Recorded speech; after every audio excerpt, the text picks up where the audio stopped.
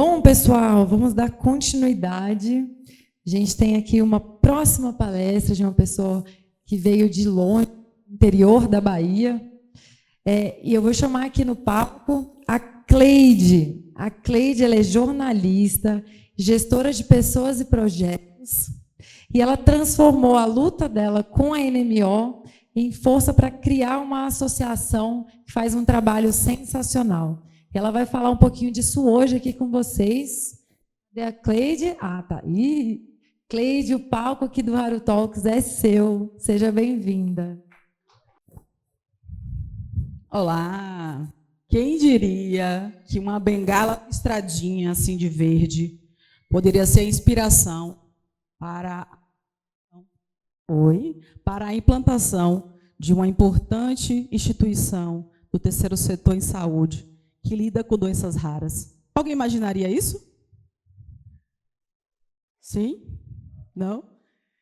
Então, essa aqui é a Fifi fofoqueira. Ela é minha companheira. E eu tenho andado com ela, não logo quando eu tive o diagnóstico da neuromielite óptica, que também é conhecida como NMO, ou NMOSD, ou doença de Devic. Eu comecei a utilizar a Fifi um pouco depois. E a NMO, ela chegou na minha vida meio que desmantelando tudo, como a maioria das pessoas que acabam recebendo diagnósticos difíceis ao longo da vida.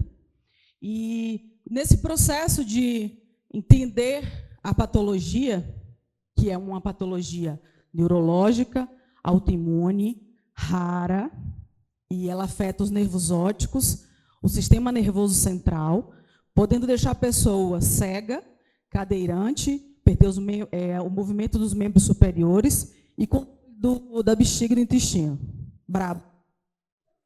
Ela é muito braba, como a gente chama lá no Nordeste.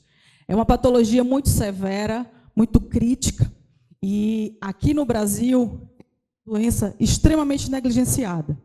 As pessoas que têm NMO não têm acesso a nenhum tipo de tratamento incorporado no SUS, não temos linha de cuidado, não temos protocolo clínico, e essa é uma luta que a gente precisa travar.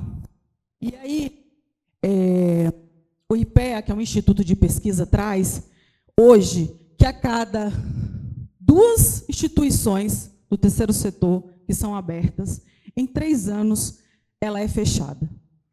E quando eu tive acesso a essa informação, eu fiquei muito triste, porque eu sei que as instituições em saúde, principalmente, elas existem e se propõem a cuidar das pessoas, se colocam em lugares, às vezes, até de abrir mão de si para cuidar do outro. E é muito boa vontade que acontece ao uma instituição ser criada, né? E aí, dentro dessa realidade, a gente percebe que as doenças pouco prevalentes, que aí quer dizer uma doença que não tem muita gente que tem, que é o caso das doenças raras, ela tem pouco espaço. Vocês concordam com isso? E nós que temos as doenças raras, né, as doenças que não têm voz, temos menos espaço ainda. E é o que já falamos aqui em vários outros colegas que falaram. E a gente percebe que é um dos principais motivos que fazem com que as associações elas fechem, as associações não consigam continuar, não consigam dar continuidade às suas atividades. Porque essas doenças pouco prevalentes, ela tem uma quantidade muito pequena de pessoas que sabem sobre elas e que lutam em relação a elas. Então, este é um ponto que a gente precisa olhar e que, dentro do trabalho que é feito em relação às doenças raras, a gente precisa levar conscientização não só sobre a patologia de cada um, mas sobre a realidade dos raros em geral no Brasil. Porque a gente precisa mostrar que as doenças raras elas existem e elas precisam de informação o mais longe possível nesse país, para que as pessoas desconfiem que elas são doenças raras. Porque a grande dificuldade que eu percebo, que a gente vê, é essas instituições brigando, literalmente, para que as pessoas percebam o quanto essa agenda é importante, o quanto esse tema é importante. Então, essa é uma das principais, é uma das questões que essas instituições acabam não vingando. Vocês acham que as nossas crenças, elas influenciam e prejudicam também nessa manutenção das instituições? Alguém quer falar o quê? Tem que falar alto, se não movimentar assim eu nem enxergo. Exatamente. Nós temos crenças que, aqui no Brasil, principalmente, que a gente acha que uma instituição do terceiro setor, ela não é um negócio. E, na verdade, a gente precisa olhar como um negócio social. As instituições do terceiro setor, as associações, as OSCs, ONGs, elas precisam ser olhadas como um local em que não tem fim lucrativo realmente, não tem fim de lucro, mas precisa existir, precisa ter dinheiro para poder fazer isso funcionar. E aí a gente tem no Brasil uma cultura, eu acho que quem participa de instituição de terceiro setor faz assim para eu ver? Não, tem que sacudir, senão eu não vejo. Pois, vocês já devem ter ouvido coisas do tipo, é o governo que banca vocês, vocês não estão dando para a gente. Vocês já devem ter ouvido coisas do tipo, recebeu uma doação e agora está investindo em comunicação, isso não pode. Né? Vocês já devem ter escutado coisas do tipo, recebeu uma doação e está usando para um outro projeto. E, na verdade, são crenças que prejudicam muito as atividades das instituições e que prejudicam o crescimento dessas instituições. Então, a gente, quando começa a falar de terceiro setor, na parte que diz respeito à gestão, a gente precisa falar que as instituições de terceiro setor, elas são negócios sociais, negócios que causam impacto social. E, portanto, sendo um negócio, precisa encontrar formas de fazer esse negócio acontecer. E aí a gente vai falar disso aqui também. E um outro ponto que também é limitador é a desinformação sobre o que a instituição da sociedade civil ou de terceiro setor, porque com essa desinformação fica muito difícil a gente conseguir patrocínio, apoiadores, voluntários. Lembrando sobre as crenças, as pessoas acham que instituição de terceiro setor, uma associação, só pode funcionar se for todo mundo voluntário. Não pode ter salário, não pode ter remuneração. Isso tudo está um pouco equivocado, porque para que a gente consiga ter sustentabilidade desse negócio, é importante ter entendimento de toda uma cadeia de atividades e que isso também perpassa por captação de recursos, entendimento sobre a necessidade de se buscar fontes diversas de recursos. Isso para vocês faz sentido, gente?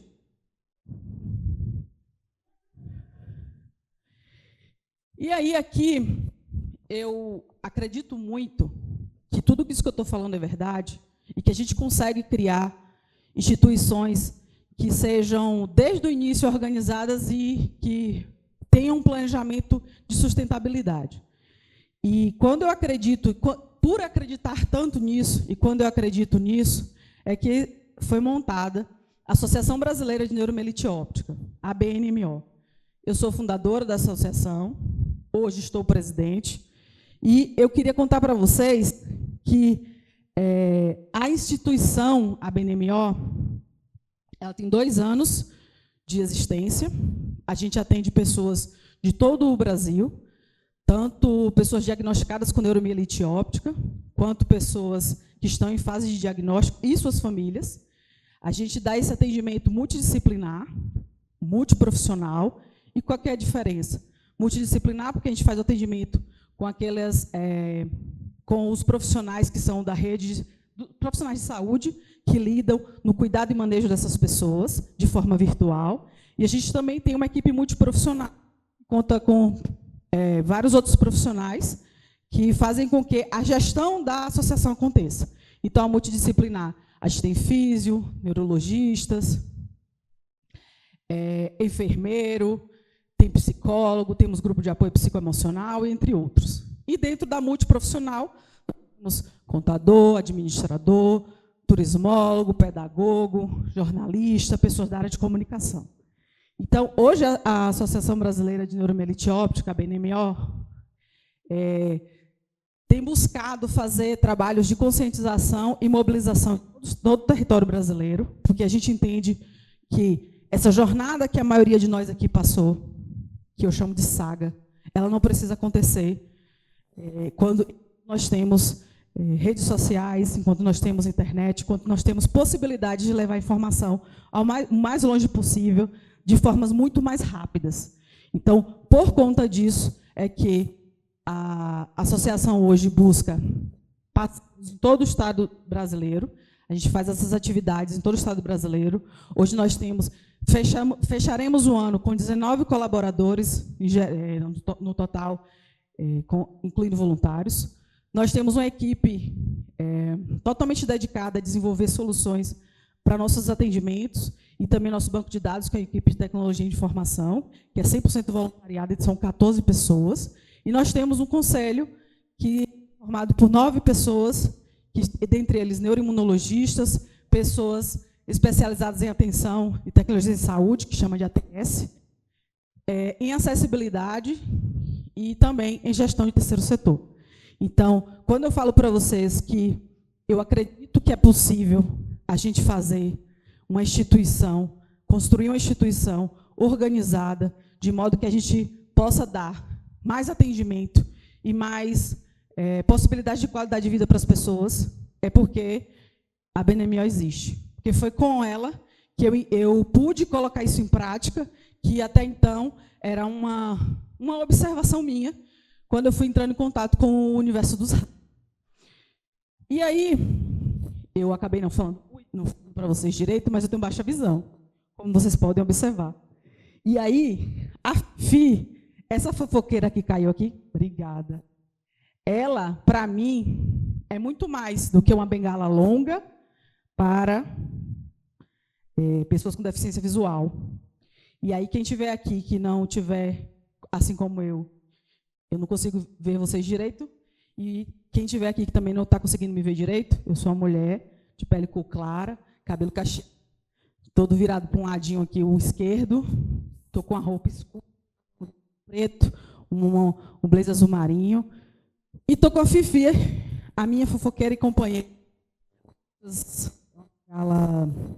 Acho que isso aqui é um alumínio, não sei, com listras verdes. E ela, para mim, ela representa esperança, resiliência e determinação. Porque quando eu aceitei a Fifi, foi no momento em que eu entendi que eu precisava rodar esse Brasil inteiro para fazer a BNMO funcionar. E para que isso acontecesse, eu precisei de muita terapia. Por favor, façam terapia. Eu precisei de muita terapia, eu precisei de muito apoio para entender que, apesar do diagnóstico, eu poderia realizar tudo o que eu quisesse realizar ainda. E foi com essa companheira aqui, foi com a Fifi, que eu rodei esse Brasil e rodo esse Brasil inteiro. É com essa Fifi, é por conta da segurança que ela trouxe para mim, que hoje eu estou aqui, sem acompanhar, como alguns já podem ter percebido, mas eu estou aqui fazendo o que eu me propus a fazer. Então, é importante reconhecer que a gente, às vezes, precisa desses símbolos, que, para mim, pode ser a Fifi, para cada um de vocês pode ser alguma outra coisa, mas a gente, independente de ter uma doença rara ou não, a gente precisa fazer esses movimentos de reconstrução. E esses movimentos de reconstrução, às vezes, precisam de apoio. A gente precisa de alguns apoios. E quem me deu foi a Fifi. Então, assim como para montar a Associação Brasileira, e eu entendo que na vida pessoal da gente é a mesma lógica, a gente precisa ter uma decisão. Mas antes de uma decisão, a gente precisa de um incômodo muito grande, para que a gente possa ir ao lugar de decidir que algo para mim não é mais aquilo. Não quero mais aquilo. Não quero mais essa situação, não quero que mais isso aconteça.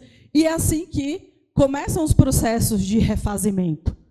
Em qualquer coisa da nossa vida que a gente quer mudar, a gente precisa desse momento, né, de incômodo, e é por isso que as instituições do terceiro setor, elas existem, porque tem incômodos muito grandes, tem dores muito grandes. E aí surge a decisão de se montar uma instituição, como eu falei, que a gente montou a Associação Brasileira de Neuromielite Óptica.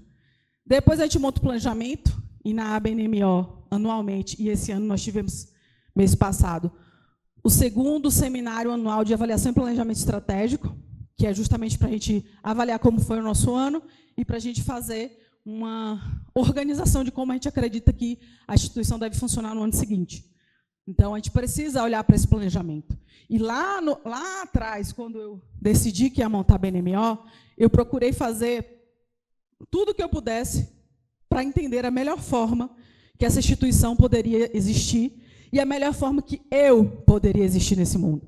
Então, todos os símbolos que eu trago aqui, eles são desse processo também de refazimento. Mas não foi a BNMO que me refez. Quando eu me senti refeita, quando eu me senti que eu estava pronta para me refazer, mesmo com a baixa visão, eu cheguei a ficar sem andar, cheguei a ficar sem controlar o intestino. E quando eu entendi que eu não queria aquilo para mim, que essa realidade não era o que eu queria, eu comecei a pensar novos horizontes. Então, pensei, lá incomodei, desejei e planejei. E aí, um outro ponto que foi o maior ganho da BNMO em 2024 foi a constituição dessa equipe que eu falei para vocês, multidisciplinar e multiprofissional. Esse ano nós consolidamos essa equipe, o trabalho dela, e montamos também um setor científico, que fazemos a catalogação nacional de pessoas com NMO, porque as doenças raras têm uma dificuldade de dados, e entendemos que a gente precisava ter dados para abrigar melhor, para pleitear o que a gente precisa, mostrando, X pessoas em tais e tais situações. E aí, por isso que a nossa catalogação é sobre determinantes sociais de saúde, que é como essas pessoas vivem, que vai para além de quantas são. Porque a gente não tem nem direito aqui no Brasil quantas são, só sabemos que o Brasil é um país que tem uma maior prevalência de neuromielite óptica no mundo, e a gente não tem absolutamente nada para o tratamento e o cuidado dessas pessoas. Então, nós estamos falando de um assunto muito sério. E montar uma equipe é muito importante, é necessário, é crucial, para que a gente consiga desenvolver bem as nossas instituições. E aí, um outro ponto, que é o último que eu quero trazer para vocês, que eu acho que é um dos motivos pelos quais as instituições fecham, aquela estatística lá, cada 2, uma fecha em 3 anos, é a não profissionalização. E o que é profissionalização? Alguém sabe? Alguém quer dizer? Sim ou não?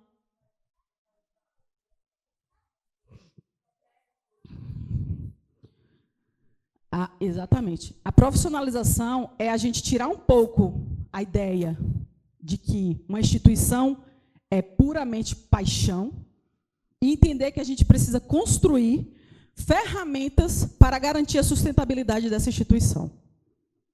E aí, quando a gente tira da paixão, que ela, na verdade, a gente não tem que tirar a paixão, a gente tem que tirar o conceito da instituição de paixão, a gente consegue começar a desenvolver o que ela precisa, organizar o que ela precisa e trazer as pessoas que ela precisa para chegar de cada. Então, uma coisa que é importante a gente falar são sobre os voluntários, que tem uma diferença entre voluntariado, rede de apoio, equipe e time. E por que eu quis trazer isso aqui? Porque, uma certa feita, eu conversei com a presidente de uma associação, de outra, e ela disse para mim, Cleide, que bom que você tem uma rede de apoio incrível na BNMO. E eu fiquei pensando sobre aquilo, porque não é sobre sorte de ter aquilo, e não é sobre rede de apoio. A BNMO foi montada para ter uma equipe, um time, pessoas voluntárias ou não, estão ali voluntárias ou não, para trabalhar em conjunto para conquistar e conseguir chegar ao lugar que a gente está querendo naquele planejamento estratégico que eu falei. Então, rede de apoio é necessária, sim. Na nossa vida pessoal, é necessário a gente ter rede de apoio. No início de uma instituição, talvez a gente precise ter rede de apoio rápido.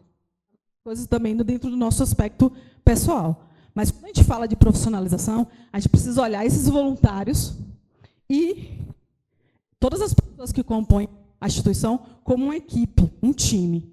Então, é importante a gente olhar para esses conceitos para que a gente tire um pouco daqueles preconceitos, daquela visão que a gente tem, que limita a nossa construção de uma instituição cada vez mais profissional.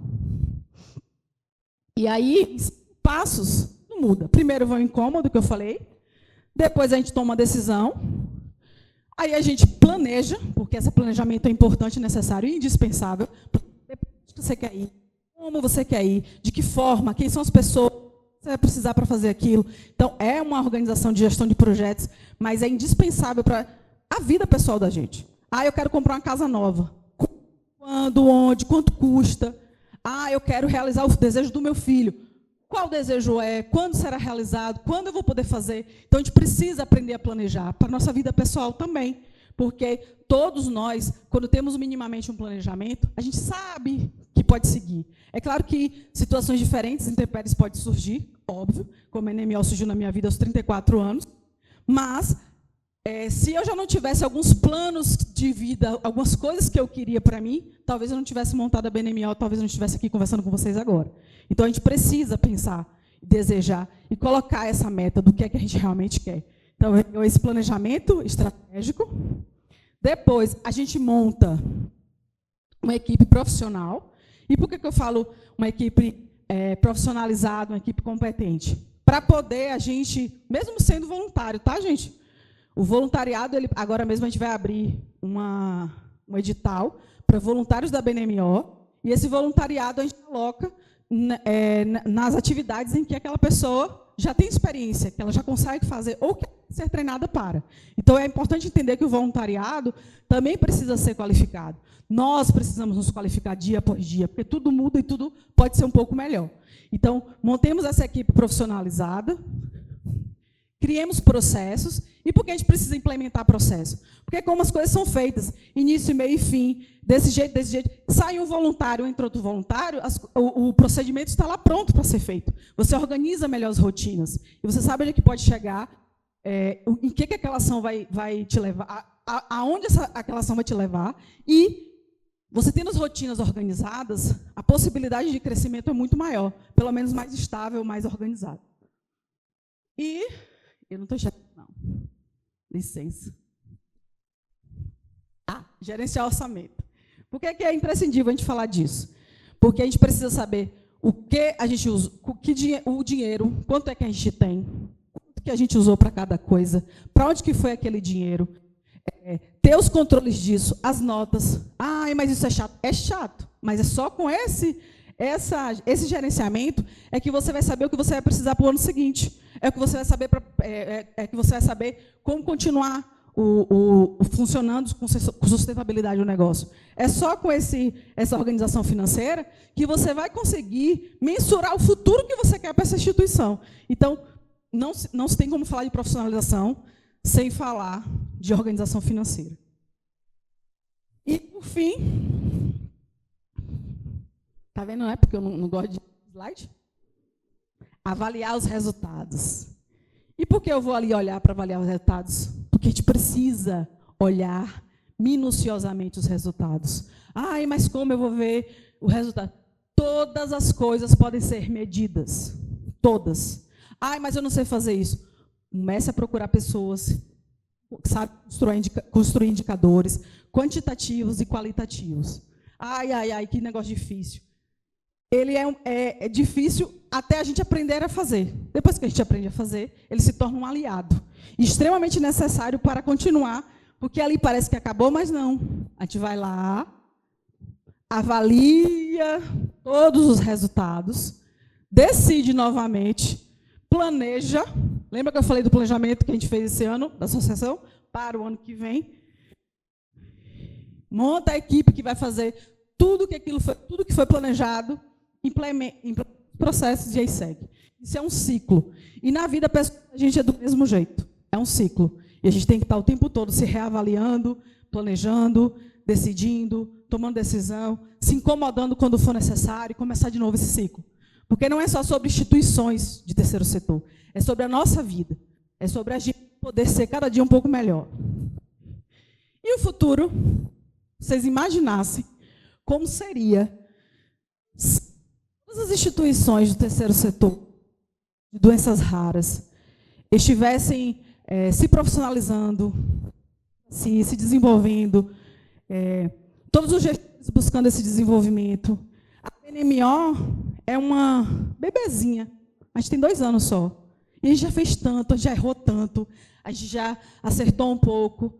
E imagine se todas as instituições que surgissem com a vontade de fazer diferente para o terceiro setor, com a vontade de fazer diferente para resolver um monte de coisa da vida de cada um de nós aqui, se organizasse um pouco mais e buscasse essa profissionalização para que a gente pudesse ser um grupo, né, um ecossistema extremamente eficaz, com muitos resultados, e que a gente pudesse brigar em uma só voz para construir o que nós precisamos. Já pensou uma coisa dessa? Seria bom? Então, eu quero convidar vocês, porque eu estou pronta. Então, se vocês estiverem prontos também, bora, porque a partir de hoje eu estou convidando, e quem quiser pode entrar em contato, para a gente fazer um movimento de desenvolvimento, tanto institucional quanto pessoal, porque cada um de nós aqui podemos ser melhores. E eu não estou falando aqui discurso romântico, não. Estou falando que a gente pode ser melhor, cada dia um pouquinho. E isso também perpassa pelo nosso olhar sobre nós, de que a gente pode, consegue. E aqui é uma foto do nosso Março Verde que aconteceu lá no Largo do Bonfim, lá em Salvador, esse ano. Nós tomamos aquele Largo do Bonfim inteiro, para quem conhece, é enorme, e fizemos várias atividades ali. E eu quero convidar todos vocês, quem tiver vontade de se unir às causas, tem várias instituições aqui, façam isso. Então, eu estou pronta para me desenvolver. E vocês, vamos embora? Obrigada.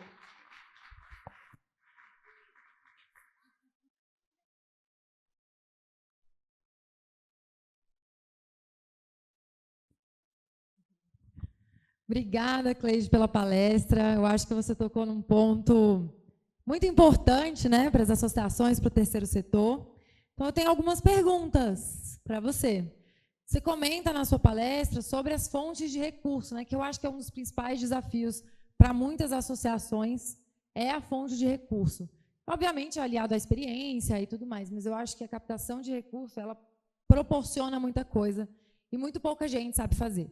E eu queria entender como é que é lá na BNMO, como é que vocês fazem esse processo, como é que foi o processo de aprender isso, né, aprendizado para essa captação acontecer, para que vocês tenham essa estabilidade que vocês demonstraram hoje, e como é que funciona isso lá? Que dicas você daria, né? O início da BNMO foi, no mundo corporativo se fala eu presa, né? A empresa deu sozinho, e foi uma eu-associação. Então, de montar a BNMO, eu fui atrás de identificar quais eram as possibilidades financeiras possíveis. Então, para a gente fazer esse movimento, tanto na nossa vida pessoal, em qualquer plano que a gente tem que olhar para onde que pode.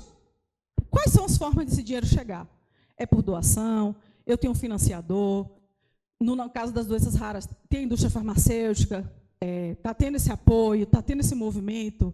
Dentro da minha cidade, o comércio é forte. Então, se tem um comércio forte, esse comércio se mobiliza para causas sociais. Na minha igreja, a minha igreja tem esse olhar para as causas de doenças raras, ou doenças negligenciadas, ou deficiências. Então, vocês têm que começar a olhar dentro do ecossistema, onde vocês vivem, que vocês vivem, quais possíveis lugares de fazer arrecadação.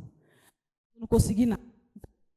IFA, começa a falar com as pessoas. Uma coisa que é importantíssima, Elia, que eu vejo muito, as pessoas, mas ninguém doa, mas você pediu? Ninguém pede. Mas eu tenho vergonha de pedir. Então você está no setor errado. Porque a gente pede o tempo inteiro. E a gente pede apoio, a gente pede voluntariado, e a gente pede por oportunidades, por espaço. Todos os discursos que tivemos aqui foram pedidos. Pedidos de diminuição da jornada, do diagnóstico, pedidos de tratamento, pedidos de atenção, pedidos de inclusão, de acessibilidade. É ou não é? Então, se é assim, se a gente precisa, a gente tem que aprender a pedir. E quando eu falo pedir, é outra crença que nós temos aqui no nosso Brasil, que pedir é algo triste, é deplorável, é mendicância. Não é sobre isso. É sobre mostrar para as pessoas a importância e necessidade daquela doação e que é um investimento social. Ela não está gastando e perdendo o dinheiro dela. Aquela empresa não está gastando e perdendo dinheiro dela. Ela está fazendo um investimento social. Então, é importante a gente perceber que, do mesmo modo que nós temos esse preconceito de não pedir, as pessoas também têm de que vão doar. Então, a gente precisa começar a organizar o nosso discurso para mostrar que a gente não está pedindo nada para botar no nosso bolso. Muito pelo contrário, a gente está pedindo para poder fazer as coisas acontecerem. E um outro formato são os projetos. Tem muita empresa que financia projeto, tanto da indústria, que normalmente nas doenças raras são os principais apoiadores. Muita gente que tem pessoas raras na família, que sabem a importância, que são empresários, pessoas que não são empresários, mas têm uma renda doações recorrentes. Então, a grande questão da captação de recursos é que ela pode ser de tantas formas, e no início é importante rastreamento para que, quando você começar a trazer a equipe, vocês tenham como trabalhar, seja condição de trabalho, porque senão você não retém esses voluntários. Também acho que tem que criar ações para cada linha de público, né? Que você, é o seu público, né? Essas pessoas que vão doar, você tem que falar com eles, você tem que, enfim, convencê-los, você tem que pedir e fazê-los doar. Então, acho que tem essas estratégias, como você vai falar com o empresário, como você vai falar com a indústria farmacêutica, acho que vai por aí também. E só um comentário para a sua resposta, e se você quiser complementar, é também essa prestação de contas, né? Porque as associações, é como você falou, né? Não tem essa profissionalização, muitas delas estão no início, ou tem uma equipe muito pequena, ainda sem experiência, e é preciso haver essa transparência, tipo, pô, eu te doei 10 mil reais, para onde esse dinheiro foi? Se você não dá esse retorno na primeira vez, também fica mais difícil você conseguir novamente. Não sei se você quer comentar. Sim. Quando a gente é pequena, a gente pede à mãe, me dá um dinheirinho, eu vou ali na vendinha. Aí, quando volta, a gente tem que fazer o quê? Comprar um chiclete, uma bala, um pirulito e um salgadinho. Não é assim? Todo mundo que doa quer saber para onde o dinheiro dela foi. E lembra que eu falei ali sobre a organização financeira? Perpassa por essa prestação de contas. Porque a gente precisa ter as notas fiscais, a gente precisa ter os cupons fiscais, a gente precisa saber para onde esse dinheiro foi, inclusive para prestar essa conta àquele doador. Alguém aqui iria gostar de entregar o dinheiro para alguém, ou para uma pessoa, ou para uma instituição, sem saber o que ela está fazendo com esse dinheiro? Alguém? Eu não. Todo mundo quer, então, dar dinheiro para os outros? Ah, bom. Então, se a gente não quer fazer isso, por que a pessoa ou a empresa que está doando para você também não quer, vai deixar isso barato, sem saber para onde que foi, sem saber em que impacto aquele dinheiro dela causou para aquele público que ele foi utilizado? Então, é importante a gente olhar para toda ação que for feita, toda captação que for feita, ela precisa ser montada em forma de relatório. E esse relatório não precisa ser rebuscado, ele precisa ser simples, mas com as informações verdadeiras, com os comprovantes relacionados a isso, tanto financeiro quanto de fotografias, vídeos, tudo que vocês consigam comprovar para onde que aquele dinheiro foi. E aí, quando você chega lá para a mamãe, mamãe, eu peguei um pirulito, uma bala, um salgadinho, e toma teu troco. Ela já tem confiança em você o suficiente para, na próxima vez, te dar o dinheiro de novo e saber que você não vai voltar com chocolate devendo 10 reais na venda. Então, é sobre isso. Eu tenho uma pergunta aqui da Glaze. Na sua opinião, qual a importância do alcance que as associações fazem na efetivação das políticas públicas? No histórico do nosso Brasil, pelo menos dentro do pouco tempo que eu estou envolvida, né, nesse mundo, nesse universo das doenças raras e da saúde, tudo que se consegue em relação à saúde, ou uma boa parte das coisas, mas tudo em relação aos raros, eu vi até agora, partiu da mobilização pública, desse trabalho de advocacy, né, de educação continuada, e dos trabalhos das associações. Então, a importância é fundamental. Sem isso, não aconteceria. Sem esses tipos de movimentos que cada um contou, cada um desenvolve nas suas cidades, sem as instituições, e é por isso que a gente tem uma vontade muito grande que as instituições que se propõem a fazer isso se profissionalizem, para ter sustentabilidade suficiente, para advocacy, para fazer uma boa educação continuada, bons projetos, para que esses projetos nos coloquem, porque a nossa maior dificuldade é ser visto, e para a gente ser visto, a gente precisa se organizar. Então, a importância é fundamental, é a base de tudo do que eu acredito que tenho visto. Porque sem isso, aqui, pelo menos no Brasil, não acontece. Sem a mobilização pública e sem essa mobilização social. Uma última pergunta só para a gente encerrar, e depois a gente vai ter um coffee break ali fora. Você falou sobre as equipes, os voluntários, né, os times, a formação de times. Eu queria saber como é que é o processo para atrair esses voluntários e para mantê-los, porque a rotatividade de voluntário dentro das associações é muito grande, né? E nem todas têm todos esses processos definidos, até porque muitos voluntários chegam e criam novas coisas. As associações, elas precisam crescer. Então, às vezes, chega um voluntário, cria uma coisa para a associação crescer e, de repente, ele sai. Então, eu queria saber como é que é esse processo, como é que as associações elas podem atrair esses voluntários, mantê-los e trabalhar bem essa rotatividade. Uma das coisas importantes da profissionalização é justamente a retenção, que não, no mundo corporativo, é a retenção de talentos, né? O nosso grande desafio em relação aos voluntários é mantê-los. Então, o que é que a gente tem feito na BNMO? Primeiro, a gente faz recrutamento dos voluntários de acordo com as áreas do que ele já tem de conhecimento. Então, a gente não chama uma pessoa para fazer uma atividade que ela não tem conhecimento, que ela não sabe ou que ela não gosta. A gente já define no processo seletivo o que é que aquela pessoa quer fazer. Se o que ela quer fazer tem espaço naquele momento, a gente vai e adapta. Se o que ela quer fazer dentro da instituição não tem, a gente pensa se dá para construir um projeto para aquilo. Então, alguns voluntários eles existem por projeto, que isso é uma coisa legal, porque todo projeto tem início, meio e fim, e aí, se ele quiser, depois ele vai e renova o contrato de voluntariado e a gente continua. Outra coisa que hoje aquela equipe que eu falei para vocês, multidisciplinar e multiprofissional, praticamente 70% dela é voluntária. E como é que você consegue botar uns profissionais desses? A gente, dentro da BNMO, a gente faz programas de mentoria, a gente faz um trabalho muito sério de desenvolvimento, que a gente chama de PDI, Plano de Desenvolvimento Individual, e também o Plano de Desenvolvimento de Equipes. A gente faz o planejamento, a gente engaja essas equipes, a gente faz eventos internos para que essas pessoas se sintam pertencentes. Então, a gente faz todo um movimento de capacitação. Então, enquanto ela passa, o período que ela passa dentro da BNMO, está só entregando. Ela também está recebendo mentorias, cursos, pós-graduação, e o que ela vier a fazer. Então, quando eu faço o processo seletivo, eu já faço um alinhamento de expectativa. O que você espera com esse processo, com esse período que você pretende passar como voluntário na BNMO? E eu escuto o que aquela pessoa quer, qual é o sonho dela. E aí eu vejo, como dizem na linguagem dos jovens de hoje, se dá match. Porque se não der match, gente, não adianta. A gente vai ficar se desgastando e a pessoa não vai ter ou dedicado ou vontade ou não está adequado naquela área que você, porventura, colocou para ela atuar. Então, eu acho que tem que ter um cuidado com o voluntário, do mesmo modo que a gente teria um cuidado com um funcionário, se fosse um funcionário nosso, para poder ele ficar. Então, a gente... Até mais, porque o funcionário está ali recebendo e o voluntário ele está tendo os ganhos invisíveis. Mas, dentro da BNMO, a gente tem uma política de o que é trazer de troca, seja experiência, seja certificação, seja uma pós-graduação, um treinamento, uma mentoria. Então, como a gente tem uma equipe multiprofissional, vários desses desejos dessas pessoas são possíveis dentro da própria equipe. Então, a gente consegue fazer e cada dia ela vai aumentando. Quando eu contigo, a gente tinha 16 e a gente vai fechar o ano com 19.